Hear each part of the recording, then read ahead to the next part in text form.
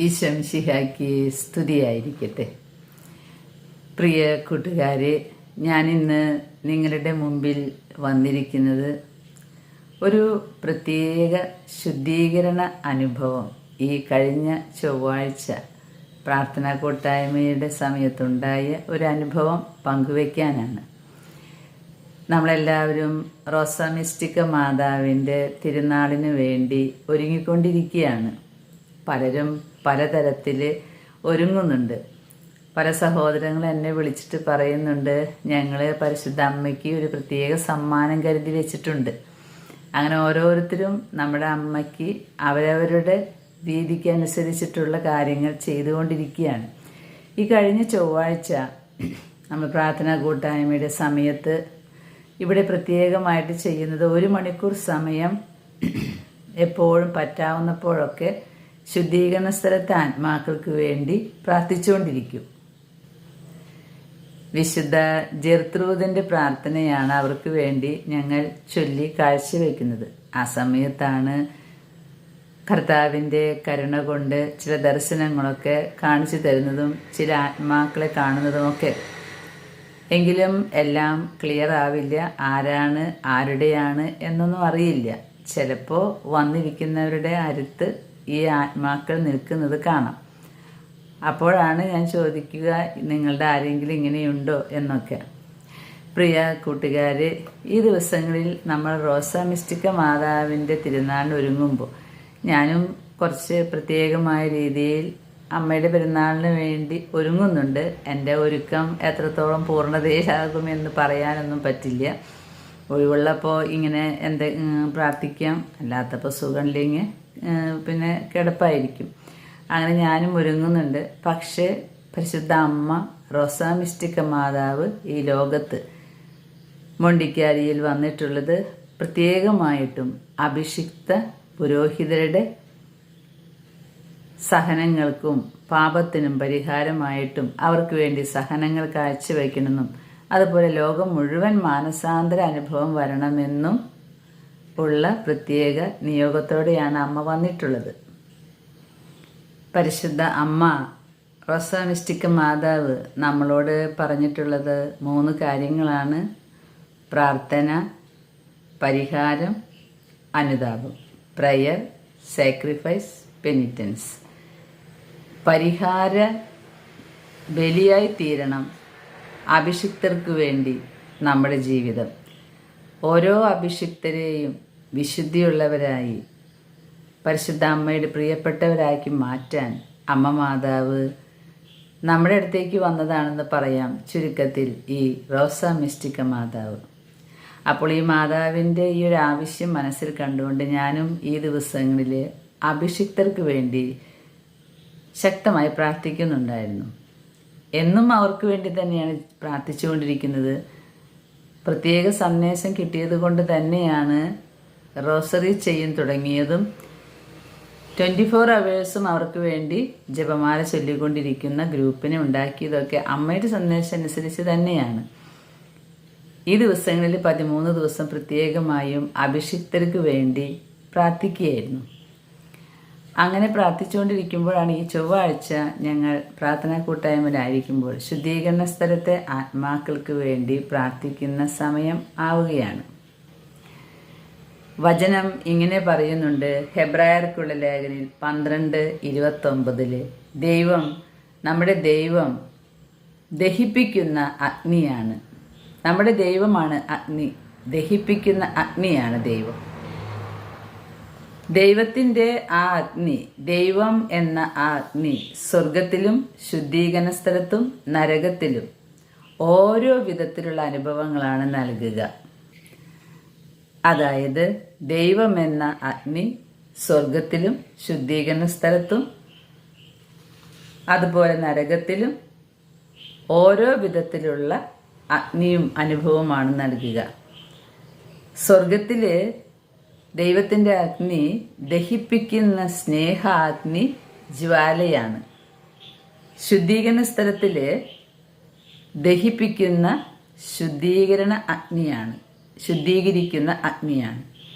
നരകത്തിലെ സഹനത്തിൻ്റെയും നഷ്ടത്തിൻ്റെയും അഗ്നിയാണ്. പ്രിയ കൂട്ടുകാരെ, നമ്മൾ കാണുന്ന ഈ ശുദ്ധീകരാത്മാക്കൾ ദഹിപ്പിക്കുന്ന അഗ്നിയിൽ കിടന്ന് ശുദ്ധീകരണം പൂർത്തിയാക്കുമ്പോൾ അവർക്ക് വേണ്ടി നമ്മൾ ത്യാഗങ്ങൾ സഹിക്കുമ്പോൾ അവർക്ക് സ്വർഗത്തിലെ സ്നേഹാഗ്നി ജ്വാലയിലേക്ക് കടക്കാൻ പറ്റും. അതിനാണ് അവർ നമ്മുടെ അടുത്തേക്ക് വരുന്നത്. യൂദ 1:23 പറയുന്നുണ്ട്, അഗ്നിയിൽ അകപ്പെട്ടവരെ പിടിച്ചു കയറ്റുവിൻ എന്ന്. ഇത് മനസ്സിൽ വെച്ചുകൊണ്ട് അവർക്ക് വേണ്ടി പ്രാർത്ഥിക്കുകയും പരിഹാരം ചെയ്യുകയും ചെയ്യുന്നുണ്ട്. റോസ മിസ്റ്റിക്ക മാതാവ് പരിഹാരം ചെയ്യാൻ പറയുമ്പോൾ അഭിഷിക്തർക്കും ലോകം മുഴുവൻ്റെയും പാപങ്ങൾക്ക് പരിഹാരം, ശുദ്ധീകരണ സ്ഥലത്തെ ആത്മാക്കളുടെ പാപങ്ങൾക്കും പരിഹാരം ചെയ്യണം. അതുപോലെ അനുതാപം, ഈ അനുതാപം ലോകം മുഴുവനും വരണം, പ്രത്യേകിച്ച് അഭിഷിക്തർക്കും. ഇതാണ് നമ്മുടെ ലക്ഷ്യം. അങ്ങനെ ഞങ്ങൾ പ്രാർത്ഥിച്ചുകൊണ്ടിരിക്കുന്ന സമയത്ത് പ്രാർത്ഥന തുടങ്ങിയപ്പോൾ തന്നെ ഞാൻ കുറേ ആത്മാക്കളെ കണ്ടു. ആദ്യം എനിക്ക് അവരെ തിരിച്ചറിഞ്ഞില്ല, പക്ഷെ പിന്നീട് മനസ്സിലായി മരിച്ചുപോയ പുരോഹിതരുടെ ആത്മാക്കളാണത്. മരിച്ചു പോയിട്ടുള്ള പുരോഹിതരുടെ, അത് പലതരത്തിലുള്ള കളറിലുള്ള ഉടുപ്പുകളൊക്കെ ഇട്ട്, അതിൽ ഞാൻ എടുത്ത് പറയാൻ കാണപ്പെട്ട ഒരു ഉടുപ്പിൻ്റെ കളറാണ് കറുത്ത ഉടുപ്പ്. അപ്പോൾ ഞാൻ ഇത് കണ്ടപ്പോൾ ഞാൻ ഇവിടെ പറഞ്ഞു, ഒരുപാട് പുരോഹിതരുടെ, മരിച്ചുപോയ പുരോഹിതരുടെ ആത്മാക്കൾ വന്നിട്ടുണ്ട്. പ്രിയ സഹോദരങ്ങളെ, ഞാനിത് ഇങ്ങനെ പറയുമ്പോൾ ശുദ്ധീകരണ സ്ഥലത്ത് നിന്ന് അവർ ഇവിടെ വന്ന് ചേച്ചിയുടെ അടുത്ത് നിൽക്കുകയാണ്, വീട്ടിലാണെന്നും നിങ്ങൾ തെറ്റിദ്ധരിക്കരുത്. ഞാൻ നിങ്ങളോട് പലപ്പോഴും പറഞ്ഞിട്ടുണ്ട്, എവിടെയോ നടക്കുന്ന ബലിയിലേക്കാണ് അവർ വരുന്നത്. അങ്ങനെ വന്ന ആത്മാക്കൾക്ക് പ്രാർത്ഥന വേണമെന്ന് ഈശോ ആഗ്രഹിക്കുന്നുകൊണ്ട് പാപികളായ എന്നെപ്പോലുള്ളവർക്ക് കാണുന്നൊരു ദർശനം മാത്രമാണിത്. അപ്പോൾ ഈ കറുത്ത ഉടുപ്പിട്ട പുരോഹിതരെ കണ്ടപ്പോൾ എനിക്ക് പെട്ടെന്ന് തോന്നി, ഇത് മറ്റേ സഭയിലെ ആളുകളാണ്, യാക്കോബായ സഭയുടെ ആളുകൾ പോലെയാണ് എനിക്ക് തോന്നിയത്. അപ്പോൾ ഞാൻ ഓർത്തു, അവരും എല്ലാവരും ശുദ്ധീകരാത്മാക്കളാണല്ലോ, എല്ലാവരും പ്രാർത്ഥന ആവശ്യമുള്ളവരാണല്ലോ. ഞാൻ ഒരുപാട് വിജാതീയ മക്കളെ കണ്ടിട്ടുണ്ട്. അതൊക്കെ പറഞ്ഞാൽ വലിയ പ്രശ്നമാണ്, അതുകൊണ്ട് ഞാൻ പറയാറില്ല. പക്ഷെ എൻ്റെ അടുത്ത് ഫ്രണ്ട്സായിട്ടുള്ള, ഞങ്ങളുടെ അടുത്ത അറിവുള്ള വിജാതീയ മക്കളും പരിശുദ്ധ കുർബാന ചോദിച്ചു വന്നിട്ടുണ്ട്. ഞാൻ അവർക്ക് വേണ്ടി ബലി കൊടുക്കുന്നുണ്ട്. അതിൻ്റെ നീതിയൊക്കെ ദൈവം നടത്തിക്കോളും. അതുപോലെ പ്രാർത്ഥിക്കാറുണ്ട്. അതുപോലെ ഇവരെ കണ്ടപ്പോൾ ഞാനിങ്ങനെ ഓർത്തു, ഇത് എന്താണാവോ ഇങ്ങനെ ഉടുപ്പൊക്കെ ഇട്ടിട്ട്. ഞാൻ ഇവിടെ പറയുകയും ചെയ്തു, കുറേ കറുത്ത ഉടുപ്പിട്ടുള്ള ആളുകളൊക്കെ കാണുന്നുണ്ട് എന്ന്. അങ്ങനെ ഞങ്ങൾ ആത്മാക്കൾക്ക് വേണ്ടി പ്രാർത്ഥിക്കാൻ തുടങ്ങി. അതിനുശേഷം ഞാൻ ഇടയ്ക്ക് ഒന്ന് വെള്ളം കുടിക്കാൻ വേണ്ടി എഴുന്നേറ്റപ്പോൾ ഞങ്ങളുടെ ടീപ്പോയുമേ പേപ്പർ കിടക്കുന്നുണ്ട്, ദീപിക പേപ്പർ. അത് തുറന്നാണ് ഇങ്ങനെ കിടക്കുന്നത്. അപ്പോഴാണ് കാണുന്നത് കറുത്ത ഉടുപ്പിട്ടിട്ട് ആരോ മരിച്ചിട്ടുണ്ടല്ലോ. നോക്കുമ്പോൾ മാറാപ്രയം തിരുമേനിയാണ്. എനിക്ക് ഭയങ്കര അതിശയായിപ്പോയി. കാരണം ഈശോയെ എന്തൊക്കെയാണ് ഈശോ കാണിച്ചു തരുന്നത്. ഞങ്ങൾ പ്രാർത്ഥിക്കാൻ തുടങ്ങി. ഞാൻ അവരോട് പറഞ്ഞത്, ആ പേപ്പറിലല്ല എടുക്കാം, ഞാൻ സാധാരണ പേപ്പർ വായിക്കാറില്ല, അതുകൊണ്ട് എൻ്റെ ശ്രദ്ധയിൽ അത് പെട്ടിട്ടില്ല. അങ്ങനെ ഞങ്ങൾ അവർക്ക് വേണ്ടി പ്രാർത്ഥിക്കാൻ തുടങ്ങി. കരങ്ങൾ ഉയർത്തി ഈ ആത്മാക്കൾക്ക് വേണ്ടി സഹിച്ച് പ്രാർത്ഥിക്കുകയാണ്, ജർത്രൂദൻ്റെ പ്രാർത്ഥന. അങ്ങനെ പ്രാർത്ഥിക്കുമ്പോൾ ഞാൻ കുറച്ച് കഴിഞ്ഞപ്പോൾ കുറേ ആത്മാക്കളെ ഞാൻ കാണാണ്. അവർ കൂട്ടമായിട്ടാണ് വന്നിരിക്കുന്നത്. പക്ഷെ അവർ സംസാരിക്കുന്നില്ല. ഈ ഇങ്ങനെ കാണിക്കുന്ന ഡെഫ് ആൻഡ് ഡംബുകൾ കാണിക്കുന്ന ആക്ഷൻ ഉണ്ടല്ലോ, അതാണ് അവർ കാണിക്കുന്നത്. പ്രിയ സഹോദരങ്ങളെ, ഞാൻ ശരിക്കും അതിശയിച്ചു പോയി. കാരണം ഇന്ന് വരെ ഞാൻ ഇങ്ങനെയൊരു വകുപ്പ് ആളുകളെ പ്രത്യേകമായിട്ട് ഓർത്ത് പ്രാർത്ഥിച്ചിട്ടില്ല. കാരണം അതെൻ്റെ ഓർമ്മയിൽ വന്നിട്ടില്ല. ഡെഫ് ആൻഡ് ഡംബുകൾ, അതായത് സംസാരിക്കാനും കേൾവിശക്തിയും ഇല്ലാത്തവർ, അവർ മരിച്ചു പോയിട്ട് അവരുടെ ആത്മാക്കൾക്ക് വേണ്ടി ഒന്ന് പ്രാർത്ഥിക്കുക, ഇത് എൻ്റെ ഓർമ്മയിൽ ഇന്ന് വരെ വന്നിട്ടില്ല. ഞാൻ ഈ ആത്മാക്കളെ കണ്ടപ്പോൾ ഭയങ്കര സങ്കടമായിപ്പോയി. പക്ഷെ എൻ്റെ ഉള്ളിൽ ഒരു ചോദ്യം ഉണ്ടായിരുന്നു. പരിശുദ്ധ അമ്മയോട് ഞാൻ ചോദിച്ച, അമ്മേ ഇവർക്ക് പാപമില്ലല്ലോ എന്ന്, ഇവർ മിണ്ടില്ലല്ലോ എന്ന്. അപ്പോൾ പരിശുദ്ധ അമ്മ പറഞ്ഞു, മോളെ ഇവർക്ക് പാപമുണ്ട്, കാരണം ഇവർക്ക് ബുദ്ധിയുണ്ട്. ഇവരുടെ ബുദ്ധിയുള്ള അവസ്ഥയിൽ ഇവരുടെ ഉള്ളിലും ദേഷ്യം, കോപം, വെറുപ്പ് ഇതൊക്കെയുണ്ട്. അതുകൊണ്ട് ഇവർ പാപമില്ലാത്തവരല്ല എന്ന്. അപ്പോഴാണ് ഞാൻ ഓർത്തത്, ഓ ബുദ്ധിയുണ്ടല്ലോ അല്ലേ, ബുദ്ധിയില്ലാത്തവർക്കാണ് പാപമില്ലാത്തത്. അപ്പോൾ ഞാൻ ഓർത്തു, ദൈവമേ ഞാൻ ഇതുവരെ ഇങ്ങനെ പ്രാർത്ഥിച്ചിട്ടില്ല ഇവർക്ക് വേണ്ടി. ഞാൻ പെട്ടെന്ന് പരിശുദ്ധ അമ്മയോടും ഈശോയോടായിട്ട് പറയുകയാണ്, ഈശോയെ ഞാൻ എന്താണ് ഇങ്ങനെയൊക്കെ കാണുന്നത്, എന്തുകൊണ്ടാണ് എനിക്കിങ്ങനെ കാണിച്ചു തരുന്നത്?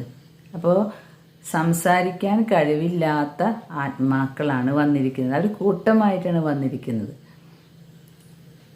എനിക്കപ്പം മനസ്സിലായി, ഇവിടെയുള്ള ആരുടെയോ ബന്ധത്തിലുള്ളവരാണ് ഈ വന്നിരിക്കുന്നത്, ബന്ധത്തിലുള്ള ഒരാളായിരിക്കും അല്ലെങ്കിൽ ആളുകളായിരിക്കും.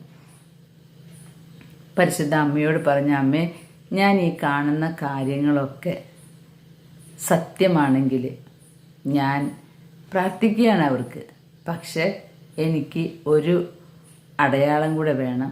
ഇന്ന് വന്നിട്ടുള്ള ആളുകളുടെ ആരെങ്കിലുമായിരിക്കും ഈ വന്നത് എന്ന് ഞാൻ വിശ്വസിക്കുന്നുണ്ട്.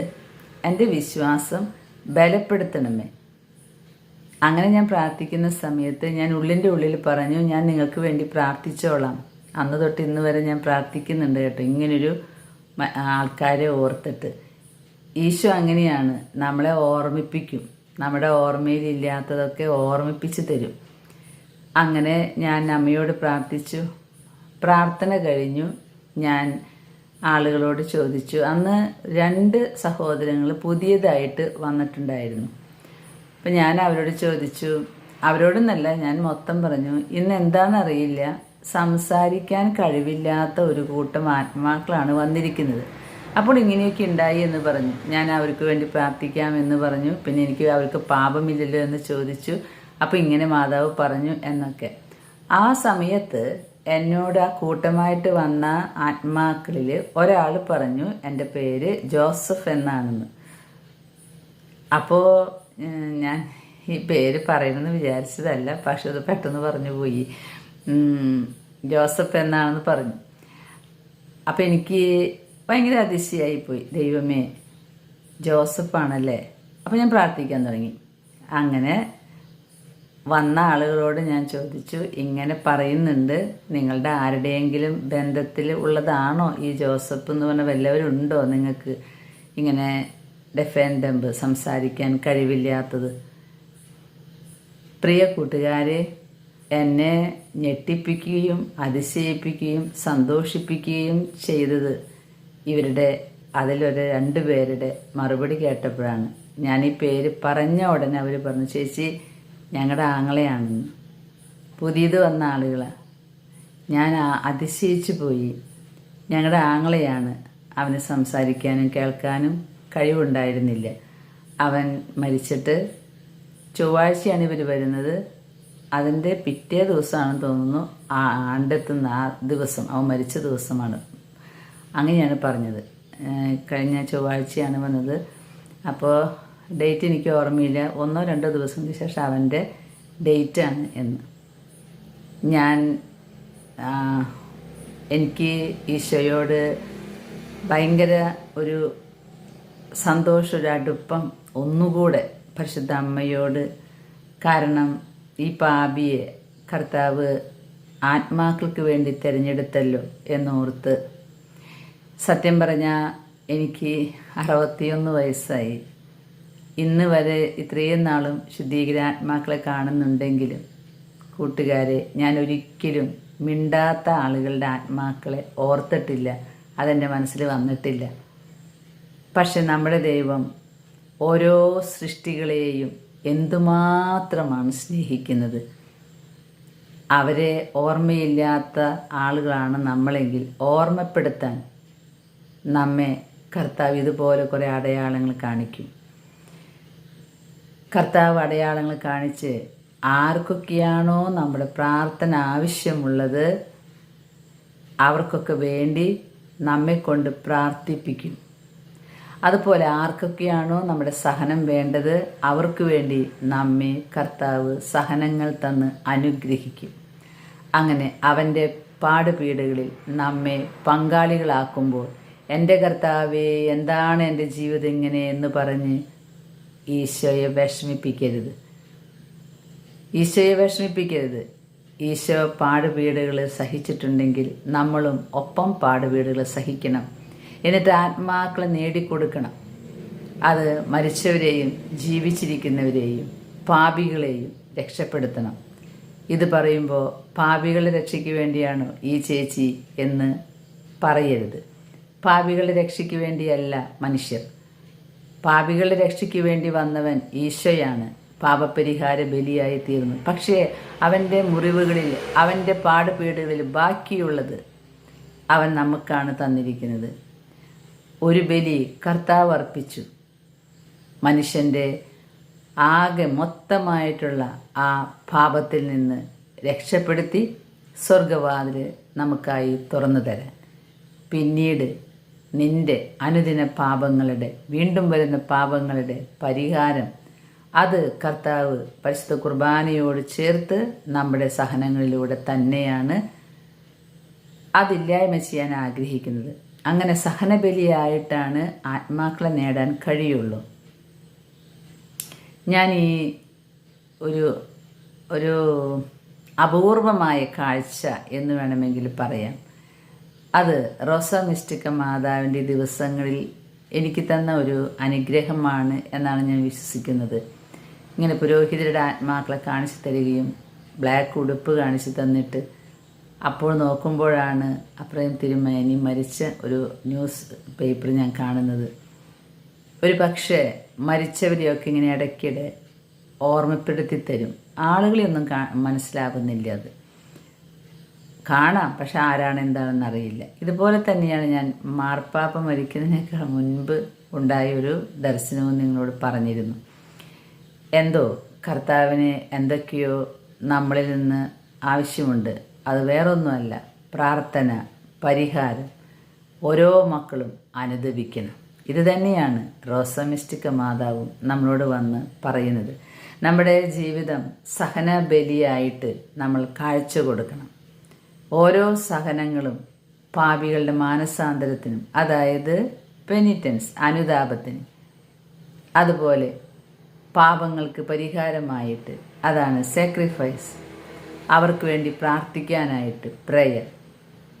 ഈ 3 കാര്യങ്ങൾക്ക് വേണ്ടിയും നമ്മുടെ ജീവിതം നമ്മൾ ബലിയായിട്ട് കൊടുക്കണം. ആത്മാക്കളെ നേടണം. അതുമാത്രമായിരിക്കണം നമ്മുടെ ഈ ലോക ജീവിതത്തിലെ ലക്ഷ്യം. അല്ലാതെ ഇത്ര കാര്യങ്ങൾ എഴുതി വെച്ചിട്ടുണ്ട്, ഇനിയിപ്പോൾ ഇത്ര കാര്യങ്ങൾ നടക്കും, പിന്നെ ഇത്ര കാര്യങ്ങൾ നടന്നിട്ടില്ല, ഇനി അതിന് എന്തൊക്കെ ചെയ്യണം. ഒരിക്കലല്ല. ഒരിക്കലും എന്നോട് ഒരു സഹോദരി പറഞ്ഞു, ചോദിപ്പിൻ തരപ്പെടും, അന്വേഷിപ്പിൻ കണ്ടെത്തും, മുട്ടുവിൻ തുറക്കപ്പെടും എന്നാണ് പറഞ്ഞിരിക്കുന്നത്. അതുകൊണ്ട് ഭൗതികമായ കാര്യങ്ങളൊക്കെ ചോദിക്കണം, ആവശ്യമുള്ളത് ചോദിക്കണം എന്ന് പറഞ്ഞു. ഞാൻ പറഞ്ഞു അങ്ങനെയല്ല, എന്നോട് ചോദിക്കാനാണ് പറഞ്ഞത്. ഞാൻ പറഞ്ഞു ഞാൻ ചോദിക്കില്ല, കാരണം ഞാൻ ഇത്രയും നാൾ ചോദിച്ചതൊന്നും തന്നിട്ടില്ല, എന്നാൽ ചോദിക്കാത്തത് പലതും തന്നിട്ടുണ്ട്. ഞാൻ പറഞ്ഞു ഈ ക്യാൻസർ പോലും ഞാൻ ചോദിച്ചിട്ടല്ലല്ലോ എനിക്ക് തന്നത്, പിന്നെ ഞാനിത് മാറാൻ വേണ്ടി ചോദിക്കണോ? തന്നവന് അറിയാം തിരിച്ചെടുക്കാൻ. അതുകൊണ്ട് വചനം അങ്ങനെ വ്യാഖ്യാനിക്കരുത്. ചോദിപ്പിൻ തരപ്പെടും, അന്വേഷിപ്പിൻ കണ്ടെത്തും. പിന്നാലെ ഒരു വചനം വരുന്നുണ്ട്, നിങ്ങൾ എൻ്റെ നാമത്തിൽ പിതാവിനോട് ചോദിക്കുന്നത് എന്തും നിങ്ങൾക്ക് നൽകപ്പെടും. എന്നിട്ട് കർത്താവ് പറയുന്നുണ്ട്, നിങ്ങൾ എൻ്റെ നാമത്തിൽ ചോദിച്ചാൽ എത്രയധികമായി പരിശുദ്ധാത്മാവിനെ ഞാൻ നിങ്ങൾക്ക് തരികയില്ല. അപ്പം മനസ്സിലായല്ലോ എന്താണ് ചോദിക്കേണ്ടത്. ആത്മാവിനെയാണ് ചോദിക്കേണ്ടത്, പരിശുദ്ധാത്മാവിനെയാണ് ചോദിക്കേണ്ടത്. ആത്മാവിന് വേണ്ടിയാണ് അന്വേഷിക്കേണ്ടത്, ആത്മാവിന് വേണ്ടിയാണ് മുട്ടേണ്ടത്. ആത്മാവിനെ കിട്ടിയാൽ, ജ്ഞാനം കിട്ടിയാൽ എല്ലാമായി. പ്രിയ സഹോദരങ്ങളെ, പരിശുദ്ധാത്മാവാണ് നമുക്ക് തിരിച്ചറിവിൻ്റെ വരം നൽകുന്നത്. ഞാൻ എപ്പോഴും പ്രാർത്ഥിച്ചുകൊണ്ടിരിക്കും, കർത്താവെ ഈ ആത്മാക്കളെ കാണുമ്പോൾ അവരാരാണ് എന്താണ് എന്നുകൂടി എനിക്കൊന്ന് മനസ്സിലാക്കി തരണമേ എന്ന്. ഞാൻ അതിനു വേണ്ടിയാണ് ഈശോയോട്, പരിശുദ്ധ അമ്മയോട് ചോദിച്ചുകൊണ്ടിരിക്കുന്നത്. ആത്മാക്കൾ അവർ ആരാണ്, എന്താണ്, എത്ര കുർബാനയാണ് അവർക്ക് വേണ്ടത്, അതൊന്ന് ക്ലിയറായിട്ട് എനിക്ക് തിരിച്ചറിയണമെന്ന്. പ്രിയ സഹോദരങ്ങളെ, ഈ ചൊവ്വാഴ്ച നടന്ന ഈ ദർശനം എന്നെ വല്ലാതെ പിടിച്ച് കുലുക്കിയിട്ടുണ്ട്. കാരണം ഞാൻ ഇന്ന് വരെ ഓർത്തില്ല ഈ ആത്മാക്കളെ ഓർത്ത്. ഇനിയും ഉണ്ടാകും ഇതുപോലെയുള്ള കാറ്റഗറീസ്, അതായത് ഏതൊക്കെയാണെന്ന് ഈശോയ്ക്ക് അറിയൂ. ഓരോ ദിവസവും ഇങ്ങനെ കാണിച്ചു തന്ന് ഞങ്ങളെയൊക്കെ വഴി നടത്തുകയാണ് എങ്ങനെയാണ് പ്രാർത്ഥിക്കേണ്ടത് എന്ന്. ഇത് ആ വന്നിരിക്കുന്ന ആളുകളുടെ, പ്രത്യേകിച്ച് പുതിയതായി വരുന്ന ആരെങ്കിലുമൊക്കെ ആയിരിക്കും. അപ്പോൾ ഇങ്ങനെയാകുമ്പോൾ എനിക്കൊരു സമാധാനമുണ്ട്.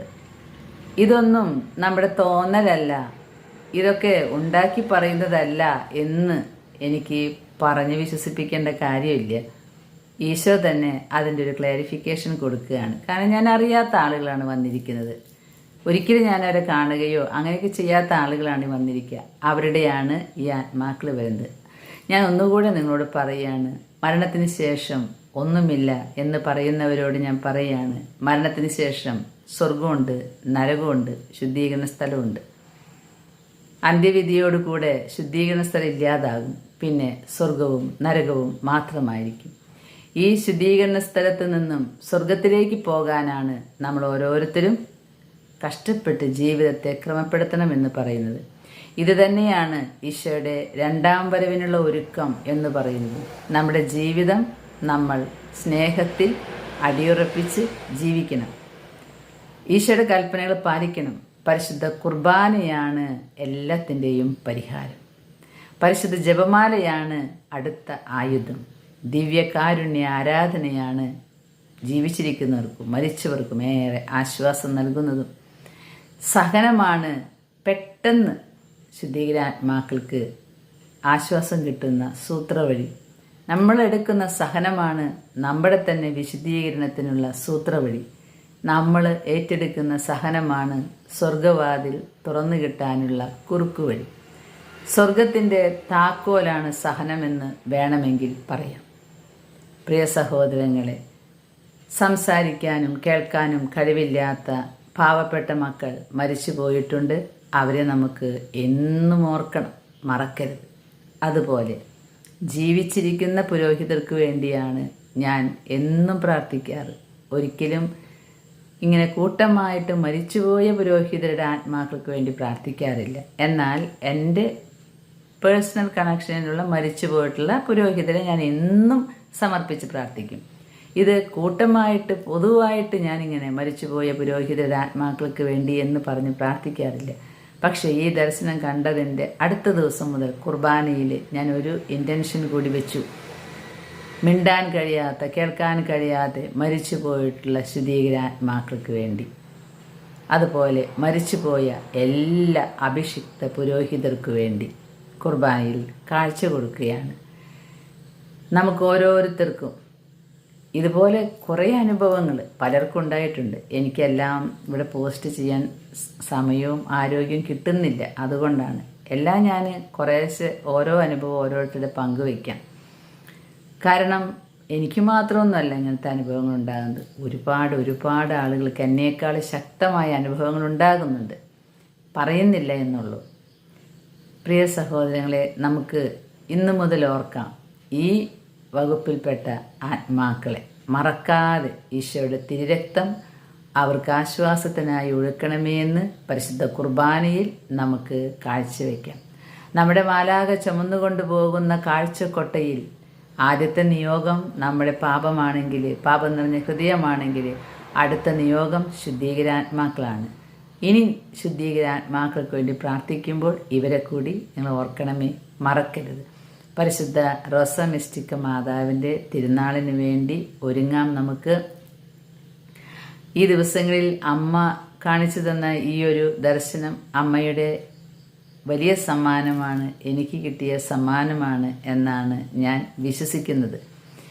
ദൈവം നമ്മെ ഓരോരുത്തരെയും അനുഗ്രഹിക്കട്ടെ. ധാരാളം ആത്മാക്കൾ നമ്മൾ വഴി ആശ്വാസം കൊള്ളട്ടെ. കാരണം സഹനസഭയിലെ മക്കൾ നമ്മുടെ സഹോദരങ്ങളാണ്.